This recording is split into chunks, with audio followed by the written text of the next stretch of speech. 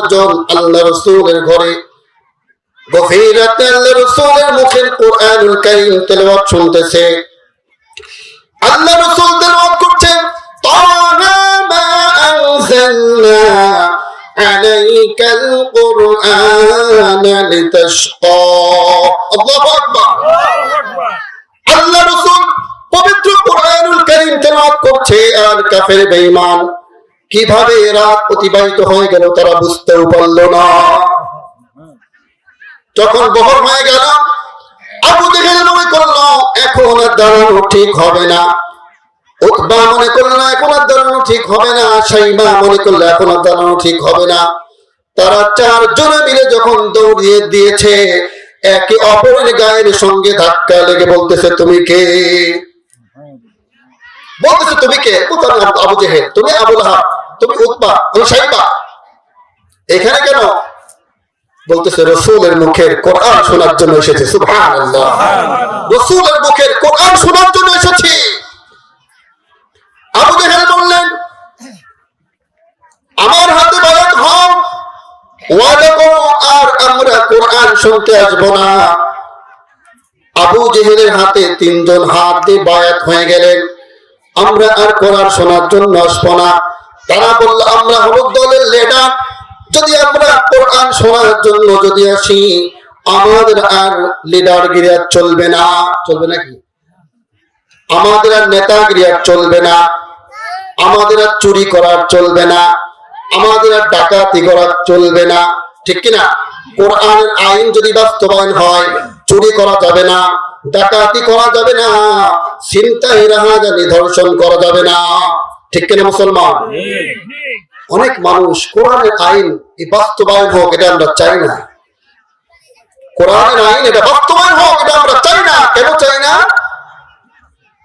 এটা এই আইন চালু হয়ে গেলে তখন আমার ঘুষ খাওয়া যাবে না, দুর্নীতি করা যাবে না, বেহায়াপনা ভাবে চলাফেরা করা যাবে না। এই জন্য এরা কোরআনের আইন চাই না। আবু জেহেলের হাতে তিনজন যখন অঙ্গীকার যখন করলেন, পরের রাত্রে আবু জেহেল মনে করতেছে আমি হলো দলের লিডার। ওই তিনজন আমার হাতে হাত রেখে যখন অঙ্গীকার করেছে, সুতরাং তারা তো কোরআন শুনতে আসবে না, আমি আজকে একা একা যে রাসূলের মুখের কোরআনুল কারীম শ্রবণ করব। সুবহানাল্লাহ। উতবা মনে করলাম আমাদের দলের লিডার আবু জেহেল যেহেতু নিজেই বলেছে আজকে সে কখনোই সে এইখানে কোরআনুল কারীম শোনার জন্য আসবে না, আজকে কেউ যাবে না, সুতরাং আমি আজকে একা একা যে রাসূলের মুখের কোরআনুল কারীম শ্রবণ করব। উতবা কি মনে করলো, শাইবাও একই অবস্থায়, তার মনের মধ্যে এই অবস্থা তৈরি হয়ে গেল। আবার আগের দিনের মতোই চারজন আল্লাহ রাসূলের ঘরের চার কোণায় দাঁড়িয়ে আল্লাহ রাসূলের মুখের কোরআনুল কারীম শোনা আরম্ভ করে দিলেন। সুবহানাল্লাহ। আল্লাহ রাসূল তেলাওয়াত করছেন, ইয়াসিন ওয়াল কুরআনিল হাকীম ইন্নাকা লামিনাল মুরসালিন। আল্লাহু আকবার। যখন বহর হয়ে গেল, আবু জেহেল মনে করলো এখন আর দাঁড়ানো ঠিক হবে না, উতবা মনে করলো এখন আর দাঁড়ানো ঠিক হবে না, শাইবা মনে করলো এখন আর দাঁড়ানো ঠিক হবে না। চারজন যখন আগের দিনের মতো যখন দৌড় দিয়েছে, আবার আগের দিনের মতো একে অপরের গায়ের সঙ্গে ধাক্কা লেগেছে। আবু জেহেল প্রশ্ন করলো, তুমি কে? আমি আবু লাহাব। তুমি কে? আমি উতবা। তুমি কে? আমি শাইবা। কি ব্যাপার, তোমরা কালকে অঙ্গীকার করার পরে কি জন্য রাসূলের জবানের কোরআন শোনার জন্য তোমরা আজকে এসেছো? তিনজন বলতেছে, মিয়া তুমি আমাদের লিডার, তুমি আসছো কেন? ঠিক কিনা? তুমি আমাদের লিডার বললে যে কোরআন শোনা যাবে না, আমাদের হাতে হাত দিয়ে আপনি অঙ্গীকার করালেন, তা মিয়া আপনি আসছেন কেন? কোরআন শোনার জন্য আপনি আসছেন কেন? আবু জেহেল বলতেছে, এইভাবে মানুষকে ঠেকায় রাখা যাবে না, কোরআন শোনা থেকে এটা এমন একটা জিনিস,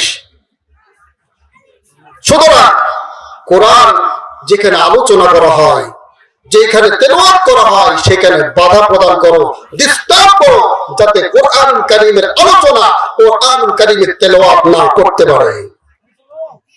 এটা কি বন্ধ করা সম্ভব? আল্লাহ রাব্বুল আলামিন তাদের এই কথাকে পবিত্র কোরআনের মধ্যে রেকর্ড করে রাখলেন। আল্লাহ রাব্বুল আলামিন বলেন, আল্লাযীনা কাফারু লা তাসমাউ লিহাযাল কুরআন। আল্লাহু আকবার। لهذا القرآن والغوا فيه لعلكم تغلبون। তারা কি সিদ্ধান্ত নিল?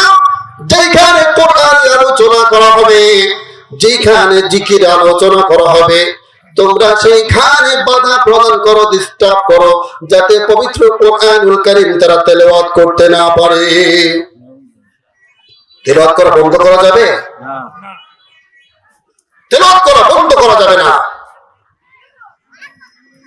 যে কথা বললাম, মুমিন যখন কোরআনুল কারীম যখন শ্রবণ করে, তাদের মধ্যে ঈমানটা বৃদ্ধি পায়।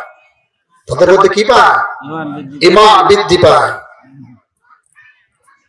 আল্লাহ রাব্বুল আলামিন বলেন, ইন্নামাল মুমিনুনা আল্লাযীনা ইযা যুকিরাল্লাহু ওয়াজিলাত কুলুবুহুম ওয়া ইযা তুলিয়াত আলাইহিম আয়াতুহু যাদাতুহুম ঈমানান ওয়া আলা রাব্বিহিম ইয়াতাওয়াক্কালুন।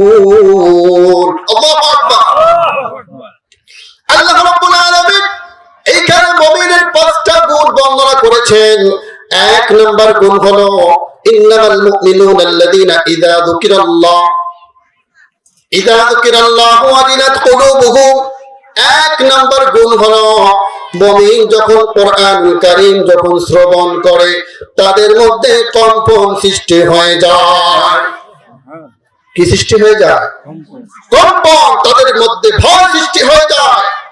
পবিত্র কোরআনের ভাষা শুনে, তাদের কোরআনের আলোচনা শুনে তাদের চোখ দিয়ে পানি বের হয়ে যায়। ঠিক কিনা? অনেক ভাইরা দেখবেন বয়ানের মধ্যে চোখ দিয়ে পানি বের হয়, ভাববেন এরা হলো মুমিন। ঠিক কিনা? এটা কি মুমিন? যাদের কোরআনের আলোচনা শোনার পরে চোখ দিয়ে পানি বের হয়, যাদের মধ্যে ভয় কাজ করে, যাদের মধ্যে কম্পন সৃষ্টি হয়, এই ব্যক্তি মুমিন। আল্লাহ তাআলা বলেছেন, আমি বলি না, আল্লাহ তাআলা বলেছেন। ঠিক কিনা? আল্লাহ রাব্বুল আলামিন 2 নম্বর বলেন, ইন্নামাল মুমিনুনা আল্লাযীনা ইযা যুকিরাল্লাহু ওয়াজিলাত কুলুবুহুম ওয়া ইযা তুলিয়াত আলাইহিম আয়াতুহু যাদাতুহুম ঈমানা। আল্লাহু আকবার। যাদাতুহুম ঈমানা, তুলিয়াত আলাইহিম আয়াতুহু যাদাতুহুম ঈমানা। 2 নম্বর, পবিত্র কোরআনের আলোচনা শোনার পরে তাদের মধ্যে ঈমানটা বৃদ্ধি হয়ে যায়। কি বৃদ্ধি হয়ে যায়? ঈমান বৃদ্ধি হয়ে যায়। তাদের ঈমান আরো মজবুত হয়ে যায়। ঠিক কিনা? আপনি এখানে বসার আগে আপনার মনের অবস্থা একরকম ছিল, কিন্তু বসার পরে পবিত্র কোরআনুল কারীমের আলোচনা শোনার পরে দেখবেন আপনার মনের মধ্যে একটু পরিবর্তন হয়েছে। ঠিক কিনা মুসলমান? এটা মুমিনের বৈশিষ্ট্য। ঠিক কিনা? এটা মুমিনের বৈশিষ্ট্য। আল্লাহ রাব্বুল আলামিন 3 নম্বর বলেন, ইন্নামাল মুমিনুনা আল্লাযীনা ইযা যুকিরাল্লাহু ওয়াজিলাত কুলুবুহুম ওয়া ইযা তুলিয়াত আলাইহিম আয়াতুহু যাদাতুহুম ঈমানান ওয়া আলা রাব্বিহিম ইয়াতাওয়াক্কালুন। আল্লাহ রাব্বুল আলামিন বলেন, 3 নম্বর গুণ হলো যারা তাদের রবের উপর যারা ভরসা করে, রবের উপর যারা ভরসা করে, এরা হলো মুমিন। রবের উপর ভরসা, এটা আবার কি? যদি একটা एग्जांपल দিই তাহলে আপনারা বুঝতে পারবেন রবের উপর ভরসা মানে কি। রবের উপর ভরসা করে যে কোনো অবস্থায় হোক না কেন তারা ভরসা করে কার উপর? আল্লাহ রাব্বুল আলামিনের উপর। আল্লাহ রাসূল সাল্লাল্লাহু আলাইহি ওয়াসাল্লাম সাহাবায়ে কেরামকে নসিহত করতেছেন, নসিহত যে বনি ইসরাইলের মধ্যে 3 যুবক ছিল। দেখেন, আল্লাহর উপর ভরসা করার দৃষ্টান্ত আমি দিতেছি। এই দৃষ্টান্ত দেওয়ার জন্য এই উদাহরণটা টেনেছি। বনি ইসরাইলের 3 যুবক ছিল, নেককার যুবক। কি যুবক ছিল? নেককার যুবক ছিল। তারা 3 জন সফরে বের হয়েছে। কোথায়? সফরে বের হয়েছে। হঠাৎ করে বৃষ্টি ঝড় শুরু হয়ে গেছে। যখন বৃষ্টি ঝড় যখন শুরু হয়ে গেছে, 3 যুবক একটা গুহার মধ্যে আশ্রয় নিয়েছে।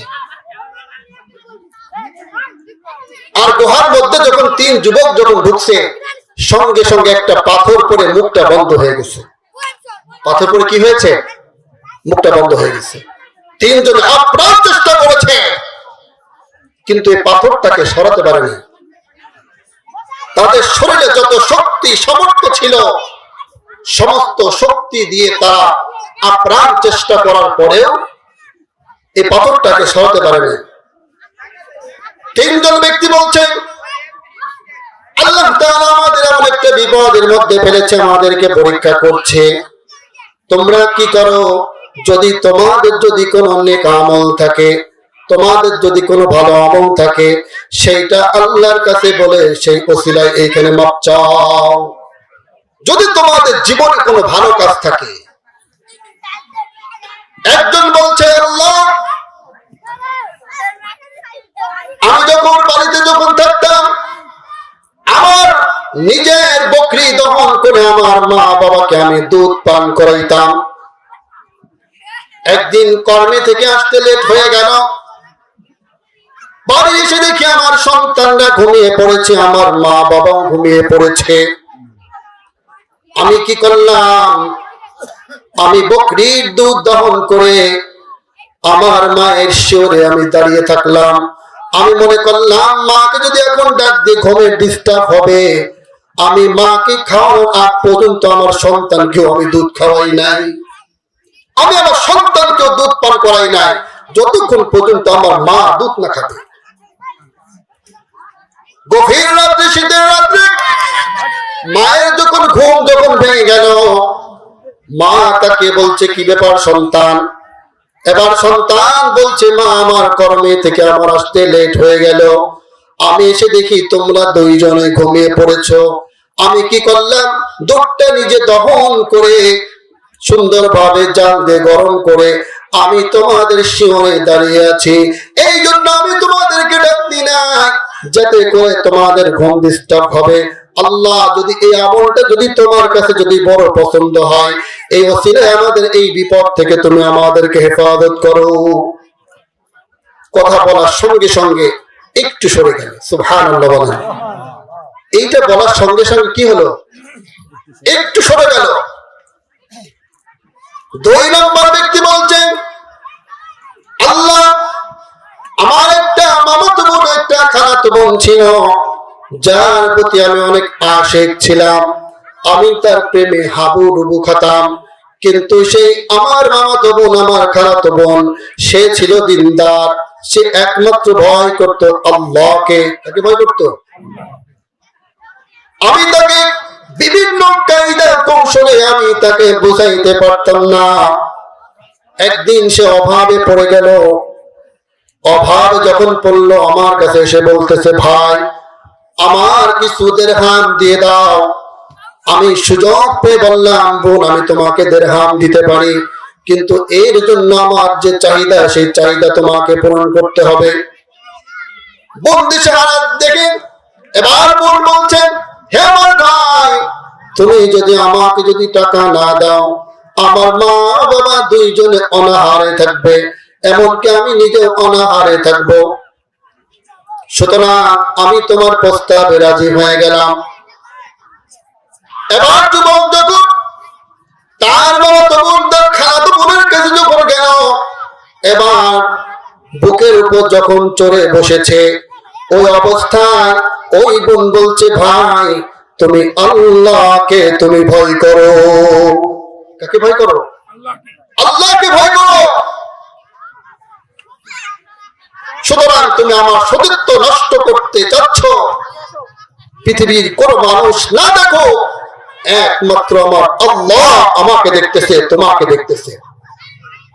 যখন এই কথা যখন বললেন, সঙ্গে সঙ্গে যুবকটা তার বুকের উপর থেকে উঠে দাঁড়িয়ে গেল আর নিজে তওবা করলো। আল্লাহর কাছে যে বলতেছে, আল্লাহ তুমি যদি এই আমলটা যদি তুমি কবুল করে থাকো, আমাদের এই বিপদ থেকে তুমি আমাদেরকে হেফাজত করে নাও। সঙ্গে সঙ্গে আর একটু সরে গেল। সুবহানাল্লাহ। আর একটু কি হলো? সরে গেল। তারা ভরসা করেছিল কার উপর? আল্লাহ তাআলার উপর। তৃতীয় ব্যক্তি বলছেন, হে রব্বুল আলামিন, আমার বাড়িতে কয়েকজন কামলা দেওয়ার জন্য কয়েকজন লোক আমি নিয়েছিলাম। একটা লোক কামলার টাকা না নিয়ে যখন চলে গেল, কিছুদিন পরে আবার যখন আসলো, আমি তার টাকা শুধু ওই টাকাই দেই নাই। তাহলে কোন টাকা তুমি দিয়েছো? বললো এই টাকা দিয়ে আমি বকরি কিনেছি, এখন বকরির পাল হয়ে গেছে। যখন ওই ব্যক্তি যখন আসলো, আমি তার সমস্ত বকরির পাল গুলো দিয়ে দিলাম। সুবহানাল্লাহ। আমি তাকে শুধু মসজিদই না, আমার বকরির পাল আমি তাকে দিয়ে দিয়েছি। সুবহানাল্লাহ। বকরির পাল ধরে আমি তাদেরকে দিয়ে দিয়েছি। সুবহানাল্লাহ। আল্লাহ তুমি যদি আমার এই আমলটা যদি কবুল করো, আমাদের বিপদ থেকে তুমি আমাদেরকে হেফাজত করো। সঙ্গে সঙ্গে পাথরটা সম্পূর্ণরূপে সরে গেল। সুবহানাল্লাহ। তারা ভরসা করেছিল কার উপর? আল্লাহ রাব্বুল আলামিন সূরাতুল নাহলের মধ্যে বলেন, ওমান ইয়াত্তাকিল্লাহা ইয়াজআল লাহু মাখরাজা। যে আল্লাহকে ভয় করে তিনি তার উত্তরের জন্য পথ তৈরি করে দেন। অপর আয়াতের মধ্যে আল্লাহ রাব্বুল আলামিন বলেন, ওমান ইয়াতাওয়াক্কাল আলাল্লাহি ফাহুয়া হাসবু। যে আল্লাহর উপর ভরসা করে আল্লাহ তার জন্য যথেষ্ট হয়ে যায়। সুবহানাল্লাহ বলেন। যে আল্লাহর উপর ভরসা করে আল্লাহ তাআলা তার জন্য কি হয়ে যায়? যথেষ্ট হয়ে যায়। যে কথাগুলো বললাম, আল্লাহ তাআলা আমাদের সকলকে আমলের নিয়তে সকলকে আমল করার মতো তৌফিক দান করুন। সকলে বলে আমিন। আখির দাওয়ানা আলহামদুলিল্লাহি রাব্বিল আলামিন।